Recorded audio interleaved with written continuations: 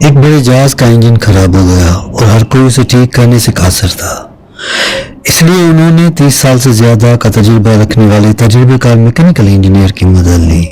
Engineer نے engine کا بغور جائزہ لیا، اس کے پرزوں کو احتیاط سے آگے بڑھایا۔ کچھ ہی لمحوں بعد اس نے اپنے بیگ سے ایک چھوٹا ہتھوڑا نکالا اور ایک مخصوص جگہ پر آہستہ سے ٹیپ کیا۔ اچانک انجن دوبارہ اسٹارٹ ہو گیا۔ ایک ہفتے بعد انجینئر نے جہاز کے مالک کو $20,000 کی رسید بھیجی۔ مالک حیران ہوا اور کہنے لگا، ہتھوڑے کے وار کے لیے $20,000؟ ہمیں ایک ایڈمائرڈ بل چاہیے۔ انجینئر نے مسکرا کر وضاحت بھیجی، ہتھوڑا $2، یہ جاننا کہ کہاں مارنا اور کیسے مارنا ہے $19,998۔